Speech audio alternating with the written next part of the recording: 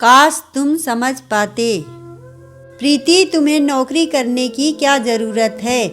मुझे अच्छी खासी तनख्वाह मिलती है जिससे हमारी जीवनचर्या भली प्रकार चल रही है। फिर तुम्हें इतनी भाग दौड़ करने की कोई ज़रूरत नहीं है। मैं हूँ ना, तुम्हारे सारे शौक पूरे कर तो रहा हूँ। तुम केवल घर परिवार और हमारे भविष्य में आने वाले बेबी पर ध्यान दो। दोनों तरफ दिमाग लगाओगी तो कुछ भी ठीक से संभाल नहीं पाओगी। कल ही नौकरी से रिजाइन दे देना। रोज़ का नाश्ता भी मुझे ठीक से नहीं मिलता है। ऑफिस का खाना मुझे अच्छा नहीं लगता है, राज ने प्रीति से गुस्से में कहा। राज, तुम यह कैसी बहकी बहकी बातें कर रहे हो। आज मेरे इंक्रीमेंट और प्रमोशन की लिस्ट आने वाली है।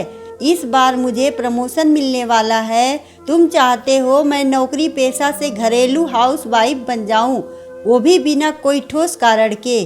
घर के कामों के लिए मेड है ना। सभी काम तो ठीक से चल रहे हैं। सुबह मेड आकर चाय नाश्ता टिफिन तैयार कर देती है। फिर तुम्हें क्या दिक्कत है। और रही बात बेबी की, तो बेबी जब होगा तब देखा जाएगा।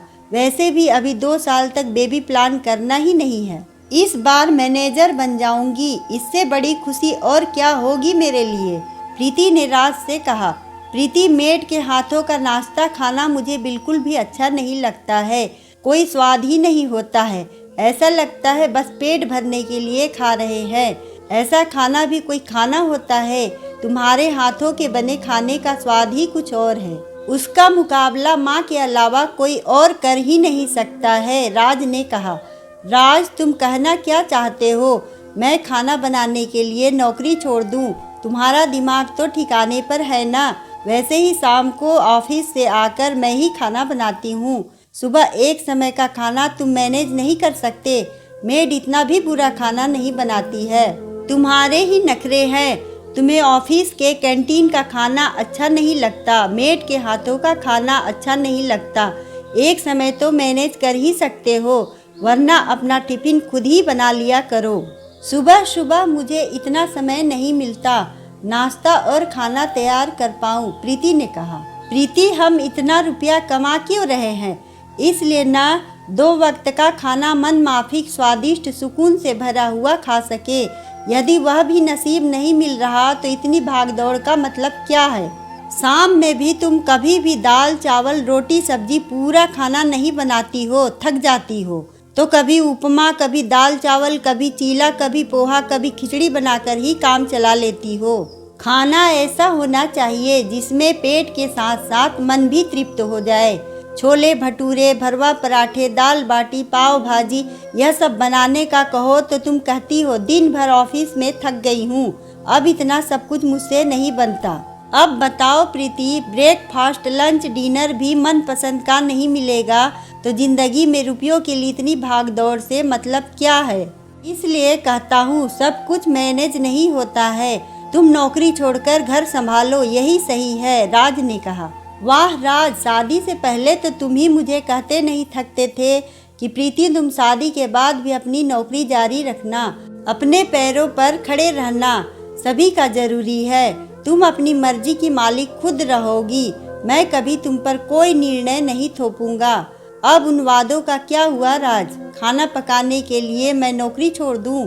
यदि मैं कहूं कि तुम अपनी नौकरी छोड़कर घर पर खाना पकाओ और मैं नौकरी पर जाऊंगी तो क्या तुम मेरी बात मान जाओगे? नहीं ना, क्योंकि मानसिकता यही है कि औरतों का काम ही है घर बैठकर खाना पकाना, मर्दों का नहीं है। जब मैं ज़्यादा थक जाती हूँ तभी शाम को हल्का फुल्का खाना बनाती हूँ, पर वही बात तुम्हें दिख रही है। छुट्टी के दिन तो तुम्हारी पसंद का खाना बनाती ही हूँ। तुम्हें कुछ न कुछ बहाना चाहिए ही होता है, मुद्दा बनाकर परेशान करने का। दुनिया में कितनी ही कामकाजी औरतें घर और ऑफिस दोनों संभालती हैं। उनके पति और घर वाले कुछ बातों को समझते हुए एडजस्ट करते चलते हैं, तभी तो जिंदगी की गाड़ी आसानी से चलती है।